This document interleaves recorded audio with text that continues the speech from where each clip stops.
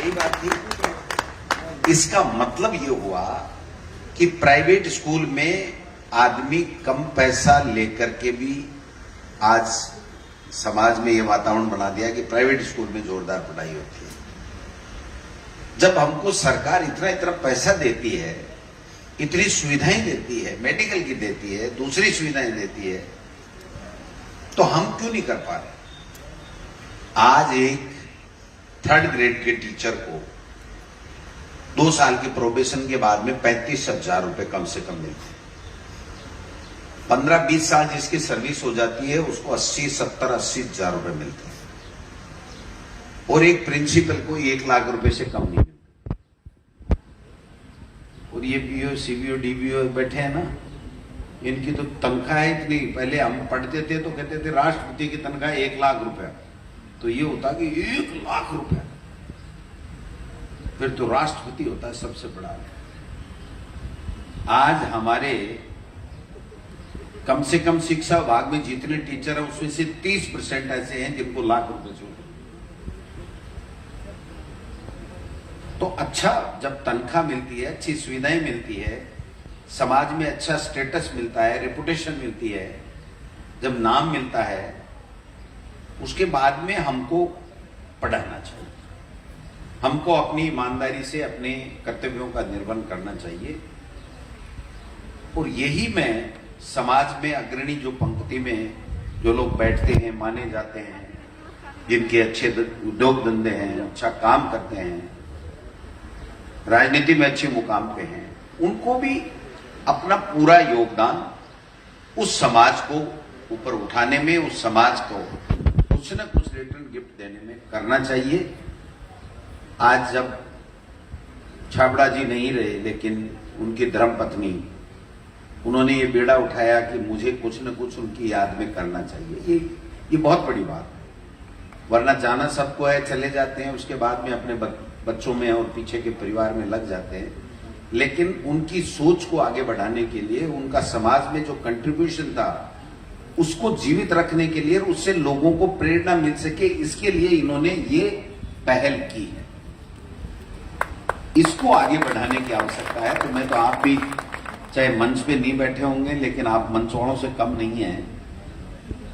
वेशभूषा देख करके मुझे लगता है कि मालिक ने खूब दिया आप सब लोगों को। तो अब सब लोगों को हमको चाहिए, ये देखो यहीं रह जाएगा सब कुछ।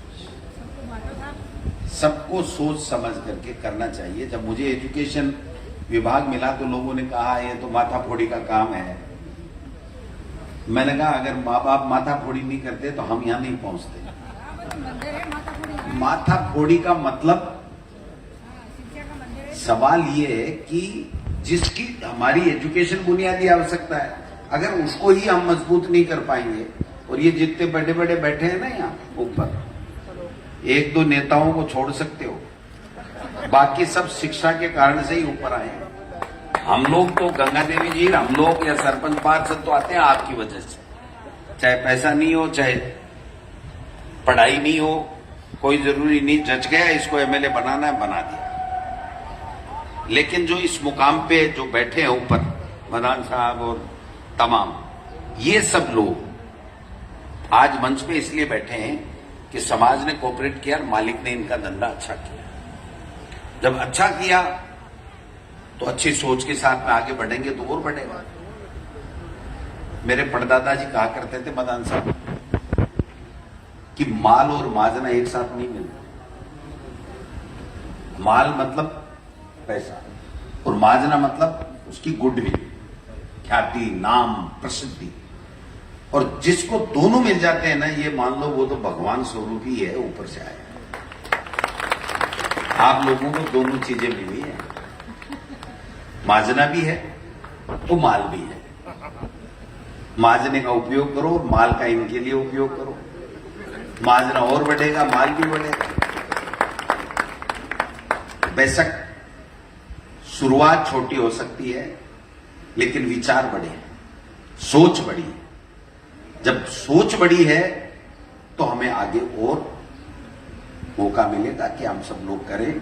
मैं ज्यादा लंबी चौड़ी बात नहीं करके इतना कहना चाहता हूं तो मुझे बताया गया कि मैडम ने हमको कहा था कि विद्यालय क्रमोन्नत करना है। हमने कहा आप नाम दे दीजिए।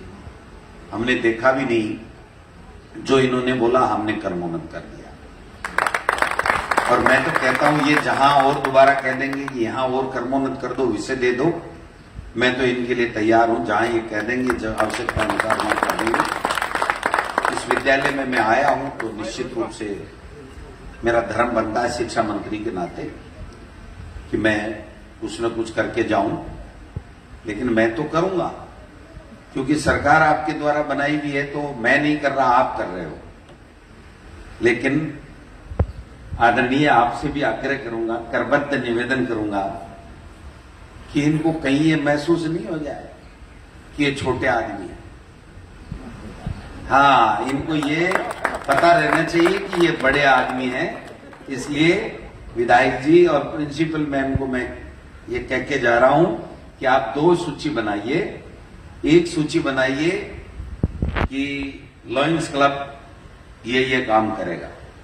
एक सूची बनाइए कि सरकार की तरफ से मंत्री जी और विधायक जी आप ये हमको दीजिए। ये दोनों सूची आप हमको उपलब्ध करा दीजिए।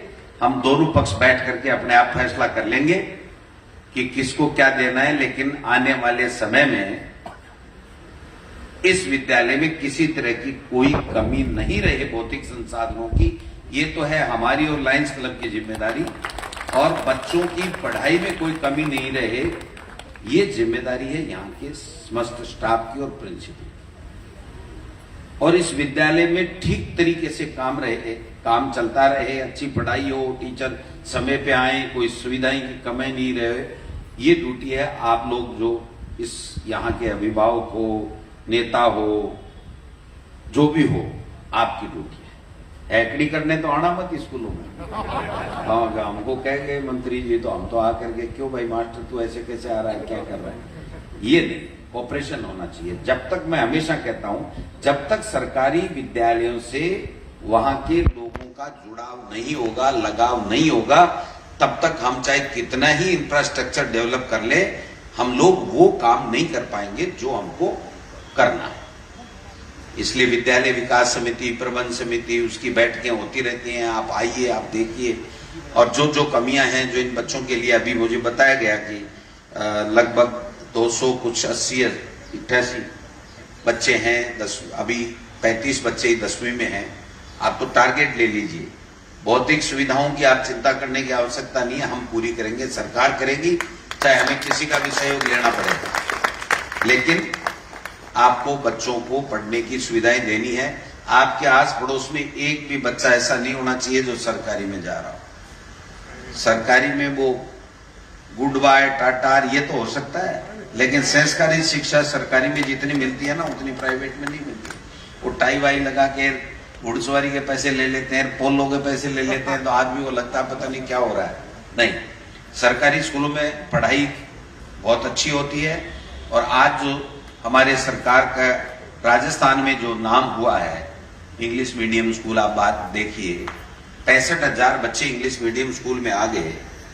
25,000 से लेके 1 लाख रुपए तक वो प्राइवेट स्कूल में देते थे। 1200 की घोषणा मुख्यमंत्री जी ने कर दी। विशेष योग्यजन जिनमें किसी न किसी रूप से शारीरिक कमी होती है, उनके लिए हमने हॉस्टल्स के साथ में संभाग वाइज स्कूल खोलने की बात की है। फिर हम डिस्ट्रिक्ट पे आएंगे, फिर हम ब्लॉक पे आएंगे कि उन बच्चों को किसी तरह की नई दिक्कत हो। अभी हम मोटरसाइकिल, स्कूटी, सुनने के यंत्र, चलने के लैपटॉप, ये सब बांट करके अभी वहीं से आ रहे हैं उस एक स्कूल से, कि जो विशेष योग्यजन बच्चे हैं उनके लिए हमने 10,000 से ज्यादा इक्विपमेंट उनको दिए हैं, जिससे उनकी पढ़ाई बाधित नहीं है, वो अपनी प्रोग्रेस कर सकें, वो अपनी पढ़ाई कर सकें। तो मैं समझता हूं, और विशेष रूप से देखिए, जिस घर में महिला की चौधर होती है ना, वहां 2 रुपए ज्यादा लगता है, फिर वो भामाशाह अच्छे तरीके से बनता है, क्योंकि महिला भावुक होती है। वो ये कहती है कि भाई मेरे बच्चे जैसे हैं वैसे पढ़ने हैं, तो दूसरों के बच्चे क्यों नहीं पढ़े, तो वो फिर मोटिवेट करती है। तो मुझे लगता है आपको मैडम ने मोटिवेट किया, वरना तो आप तो बिल्डिंगें खड़ी करने में लग जाते हैं। तो मैं कीर्ति जी को बहुत बहुत मैडम धन्यवाद देना चाहता हूं कि आपकी इस सोच को मैं सैल्यूट करता हूं। कि आपने बहुत अच्छे तरीके से इनको एक आगे बढ़ने का मार्ग दिखाया है, तो इसको हम लोग आगे बढ़ाएंगे। अब की बार हमने सरकारी स्कूलों में 80 करोड़ रुपए की बुक्स पहुंचाई है। कितनी? 80 करोड़ की। पहली बार आज तक की आजादी से लेकर के अब तक के इतिहास में 80 करोड़ रुपए की किताबें अगर एक साल में कहीं मिली हो तो राजस्थान सरकार में हमने दी है। लाइब्रेरी मजबूत होगी तो बच्चे को पढ़ने के लिए मौका मिलेगा। और जब से मैं आया हूं, गांधी जी के और जो सरदार पटेल हो, शहीद भगत सिंह हो, इनके जो महापुरुष जिनके कारण से हमको आजादी मिली, जिनकी जीवनी महात्मा गांधी जी को पढ़ने को मिलती है, मैंने सब स्कूलों में भेजा है, ग्रामीण क्षेत्र में, शहरों में, कि आप भेजिए एक साधारण सा आदमी जिसकी सोच ने कितना बड़ा कमाल किया, हमको आजाद कराया। और आज आजादी के लिए कोई जंग लड़ने की अपने को जरूरत नहीं है। हमको तो अपने अपने क्षेत्र में ईमानदारी से काम करना है, यही आजादी को बरकरार रखने का काम है। तो मैं समझता हूं कि हम सब लोग आगे बढ़ेंगे। अब नेताओं के तो क्या है कि पहले ये था 2-1 मिनट बोल के निकलेंगे, लेकिन जब मैडम का भावुक भाषण मैंने सुना और इनकी आत्मा की आवाज सुनी तो मुझे लगा कि जल्दीबाजी में निकलना तो ठीक नहीं रहेगा। तो मैं समझता हूं और नेता को फिर माइक मिल जाए ठीक ठाक सा, गला नहीं पकड़ने वाला, लोग बात सुनने वाले मिल जाएं, और फिर पता चल जाता हमको, यही तो कमाई है हमारी। और क्या है, हमको पता लग जाता है कि तेरी सुन रहे हैं, तो फिर हम सुनाने लग जाते हैं और बोर हो जाते हैं, बीच बीच में उठने लग जाते हैं, पीठ फेर लेते हैं, तो समझ में आ जाती है भाई नेताजी की बात में दम नहीं है, लोग सुनना नहीं चाह रहे। तो अभी तक तो आप सुन रहे हो, कहीं पीठ नहीं फेर लो। इसके लिए मैं अपना भाषण यही समाप्त करता हूं। और मैं तमाम मेरे ये जो लोग बाग हैं जिनके कारण से, मेहनत से हम लोग यहाँ आए हैं, आप सबकी मेहरबानी से सरकार में आए हैं, मैं तो आपको इतना ही कहना चाहूंगा कि आप लोग सुझाव दीजिए अच्छे तरीके से कैसे एजुकेशन को आगे बढ़ाएं। जब ये प्राइवेट स्कूल वाले और अभिभावकों के बीच में संघर्ष चला तो मैं ऐसा व्यक्ति था जिसने ये कहा नहीं, ये लूट तो हम नहीं होने देंगे, अभिभावकों के साथ अन्याय हम नहीं होने देंगे, जब स्कूल नहीं खुलेंगे तो हम फीस नहीं लेने देंगे। चाहे सुप्रीम कोर्ट क्या फैसला दे दे, हाई कोर्ट क्या दे दे, मुझे पता नहीं। गोविंद सिंह डोटासरा ने तो फैसला दे दिया कि जब तक स्कूल बच्चा नहीं जाएगा, जब तक उसको पढ़ाओगे नहीं, तब तक 1 रुपया नहीं लेने देंगे। तो ये, क्योंकि मैं खुद शिक्षक का बेटा हूं, तो मुझे पता है कि भाई वास्तविकता क्या है। और देखिए, सोच की बात है, सरकारी स्कूलों में इंफ्रास्ट्रक्चर की भी अब कोई ज्यादा कमी नहीं रही, टीचर्स भी अच्छे क्वालिटी के आ रहे हैं, लोगों का सोच भी वापस बदला है। वरना तो पहले तो एक ही बात थी, डबोणो है तो भेज दो, नहीं तो फिर प्राइवेट में भेजो। आज देखो आप, अरे भाई सरकारी में अच्छी पढ़ाई होती है, अच्छे लोग, अच्छे हमारे टीचर बहुत अच्छे मेहनत करते हैं। आप देखना, इन टीचर्स की स्थिति देखना, इनका कभी आप टेस्ट लेके देखो। ये तो बीच बीच में क्या करते हैं कि शिक्षा विभाग में सबसे बड़ी बीमारी है कि टीचर CCL छुट्टी पता नहीं क्या क्या कर देते हैं। क्या करते हो इन छुट्टियों में, घर पे कैसे आपको काम में आता है? ये CCL का बहुत बड़ा प्रचलन चल गया। आप कानून आ गया कि महिलाएं ले सकती हैं, 18 साल का बच्चा नहीं हो तो। हमारे तो रोजाना झगड़े CCL के आते हैं। लेकिन CCL लेने वालों को मैं एक ही बात कहता हूं कि आप जिस अपने बच्चे के लिए CCL ले रही हैं, जो सोच के ले रही हैं, वो सोच उस स्कूल में जहां आप पढ़ा रही हैं, वहां पे जो बच्चा आपको बिल्कुल भगवान मान के पढ़ रहा है, उस बच्चे के लिए भी वही सोच रखिए आप, फिर कोई दिक्कत नहीं, आप छुट्टियां ले लीजिए।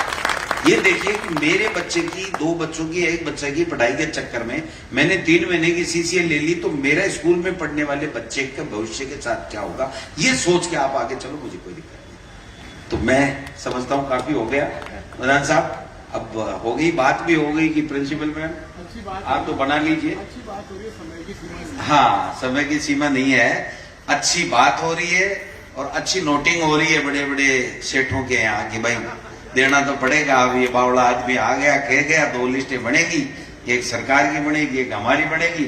तो आप सोच लेना भाई पूरे जयपुर जिले की बनानी है तो वो बना लेना, मुझे तो कोई दिक्कत नहीं, मैं अनुमति दे दूंगा। एज ए शिक्षा मंत्री खाली बनने पे साइन कर दूंगा कि मुझे इस स्कूल में लाइब्रेरी बनानी है, इसमें कमरा बनाना है, इसमें टॉयलेट बनाना है, क्योंकि दाता ने दे रखा है। तो फिर आप भी दाता ही हो हमारे लिए, तो जो देता है समाज के लिए वो दाता ही है। भामाशाह किसको कहते हैं, ऐसे ही थोड़ी बनता है भामाशाह। तो आप सबने समय दिया, मैं लेट आया इसके लिए तो माफी चाहता हूं, लेकिन मुझे अच्छा लगा कि आप सब जो समाज के संभ्रांत लोग हैं, अच्छे लोग हैं, वो सारे आए और इस प्रोग्राम को सफल बनाया। इसके लिए आपका बहुत बहुत धन्यवाद। धन्यवाद मुख्य अतिथि महोदय। अब मेरा आमंत्रण विद्यालय के प्रधानाध्यापक श्रीमती परेश से वोट ऑफ थैंक्स दे। आप लिस्ट बना लीजिए। धन्यवाद।